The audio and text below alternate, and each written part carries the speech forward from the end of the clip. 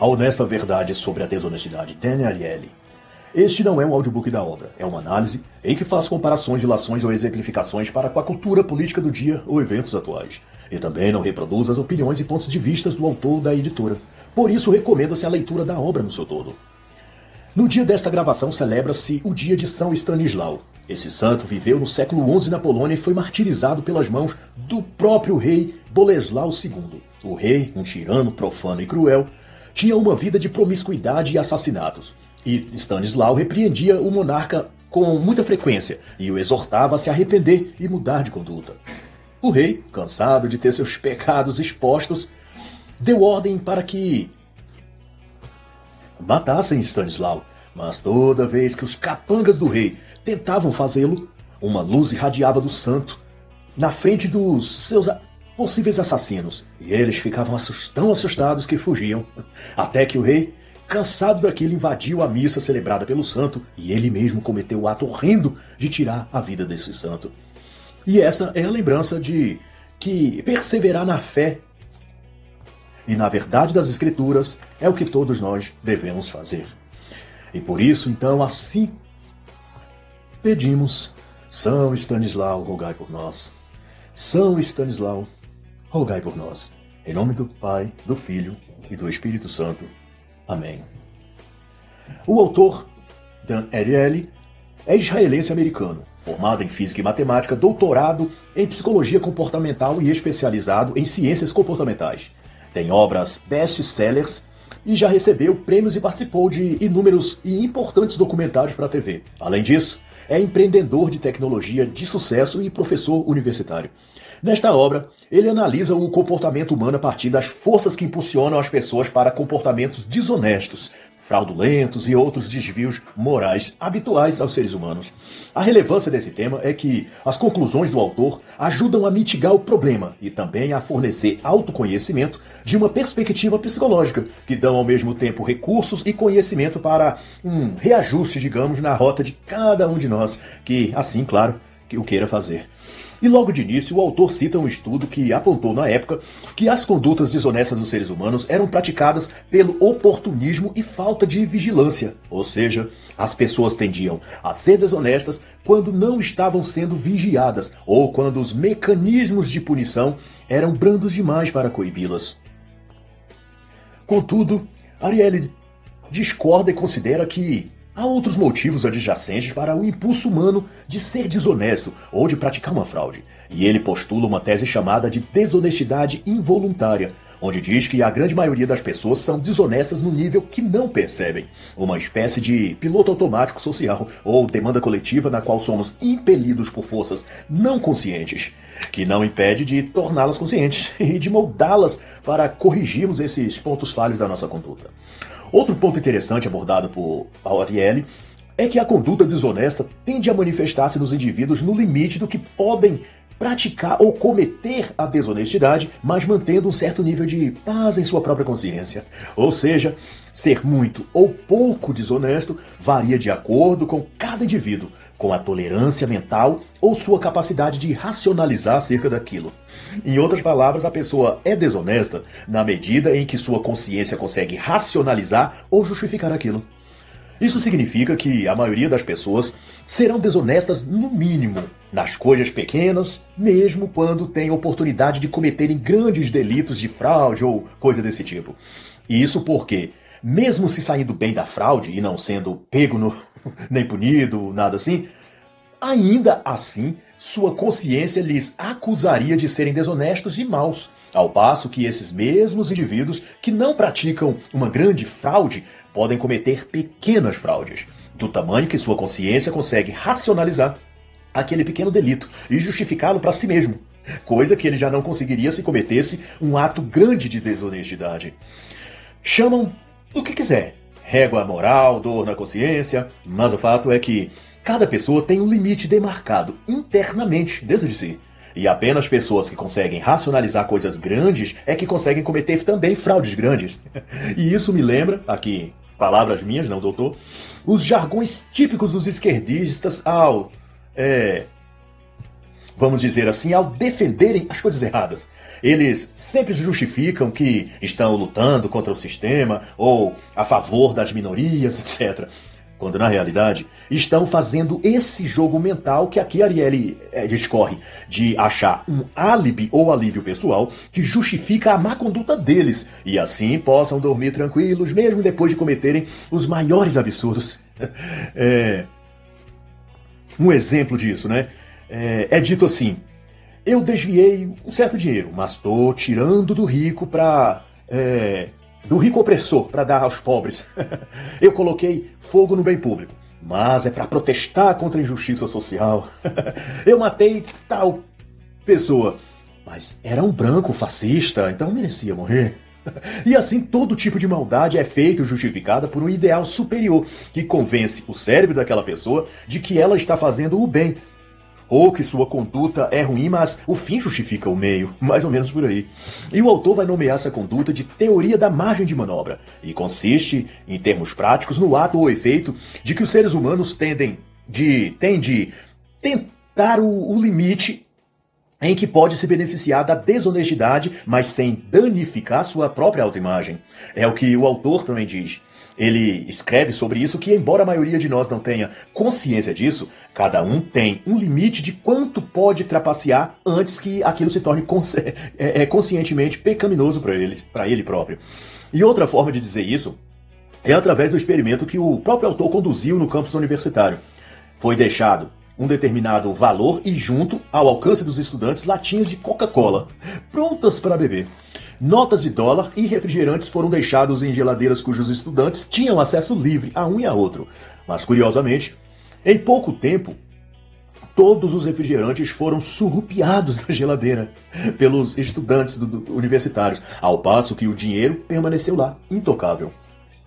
E Dan Ariely conclui que quanto mais nos afastamos de valores monetários, mais nossa bússola moral se desfaz. Ou seja, a desonestidade é mais premente e efetiva quando não envolve dinheiro, o que significa que, à medida que o dinheiro físico desaparece das transações comerciais, devido à digitalização monetária, a tendência é que os seres humanos cometam então mais atos desonestos e moralmente errados.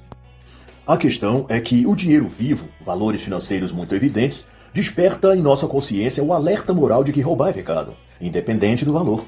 E esse fato repercute em nossa mente como um sino tocando dia e noite. Daí, roubar dinheiro é evitado ao máximo, o que já não acontece com refrigerantes ou outros objetos ou coisas menos importantes do dia a dia. Nesses casos, nossa consciência não costuma nos acusar e, por isso, há mais pessoas propensas a furtar latinhas de bebida alheia do que pegar uma nota de dinheiro que esteja ali, tão acessível quanto os próprios refrigerantes. E nas palavras do autor, as pessoas tendem a ser mais desonestas na presença de objetos não monetários. Quanto mais desmonetizada se torna a sociedade, escreve ele, mais nossa bússola moral vacila. E é aí que entra a questão da necessidade ou utilidade, se você preferir esse termo, dos incentivos morais que o cristianismo outorga à sociedade. A margem de manobra, como o autor chama, consiste em que a grande maioria das pessoas só serão desonestas se as condições favorecerem a isso. No sentido daquele jargão, a ocasião faz o ladrão. Isto é, se houver a ação cristã de divulgar e expandir os valores e princípios cristãos na sociedade, esse percentual de indivíduos que não são determinadamente desonestas tendem a trapacearem menos e a autocorrigirem-se quanto às tendências e declinações de cometerem atos desonestos quando a oportunidade aparece. E tem ainda outro ponto, que também é relevante, e serve aqui como elemento de reflexão. Estudos em Yale, Princeton, MIT, apontaram que não basta apenas haver códigos de honra ou de conduta circulando entre um grupo, para que essas pessoas se comportem de acordo com aquela ética. Para que isso surta efeito, é necessário comprometerem-se pessoalmente. E no caso dos estudantes das universidades estudadas, o comportamento deles só mudou quando foram convidados a assinar um termo de compromisso. Embora não fossem fiscalizados nem punidos, nada disso, observou-se que aqueles que assinaram o documento se empenharam muito mais em fazer o correto e a agir honestamente. O que leva a pensar que não basta haver igrejas e haver pregação. É mediante a adesão das pessoas voluntariamente ao cristianismo, a nível pessoal mesmo de compromisso, que pode de fato melhorar a sociedade. Quando as pessoas assina um contrato com Cristo, contrato aqui entre aspas, isto é, quando assumem publicamente que são cristãs e que passam a levar mais a sério o compromisso ético e moral que o cristianismo exige. E nesse quesito, fazendo eu aqui essa observação, eu acho positivo o hábito protestante de que, ao decidir-se por Cristo, a pessoa é convidada a ir de frente ao altar e dizer em alta voz que aceita a Cristo como seu único e suficiente Salvador. Essa prática não existe entre nós católicos e acho que quando a pessoa se expõe publicamente desse modo, ela insere na sua própria consciência um gatilho mental que a lembrará do seu compromisso toda vez que ela estiver se sentindo tentada a cometer algo fora da ética cristã. Ela se lembrará do contrato verbal que fez com Deus diante de várias testemunhas.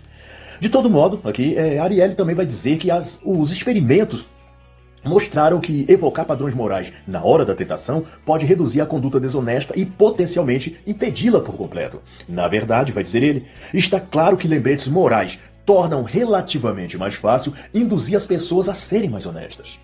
E se isso for verdade, vai aqui a minha opinião pessoal, os movimentos de esquerda e progressistas em geral, que atacam o cristianismo com críticas, perseguições jurídicas e propaganda contra tudo que é cristão, datas religiosas, nomes de santos em ruas ou bares, símbolos cristãos em órgãos públicos, ou até contra a manifestação pública da fé, como orar ou ler a Bíblia em local público, todas essas coisas tendem a melhorar, é uma pergunta, ou a piorar a sociedade do ponto de vista moral e ético?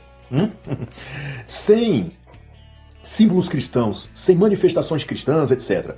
A sociedade será mais ou menos honesta? Será mais íntegra e boa ou menos? Se partirmos da premissa que Dan Ariely está ponderando aqui, né, se considerarmos que ele está certo em suas pesquisas, a conclusão é que os símbolos morais e mensagens éticas, como a mensagem cristã, são inibidores das más condutas. Bom, de todo modo, indo além disso, o autor também traz algo muito interessante no tópico cérebro cansado, ou o esgotamento do ego, como ele diz. Os estudos mostram que a interação entre nossa capacidade de raciocinar e nossos desejos fica mais comprometida quando estamos cansados, com fome ou sob estresse. Segundo esses estudos, a capacidade de raciocínio decai e é substituído pelo sistema impulsivo quando estamos cansados ou sentindo fome. E para Ariely, resistir à tentação exige esforço e energia. Quando tentamos superar o desejo, gastamos energia. E isso requer um organismo abastecido e com reserva energética adequada.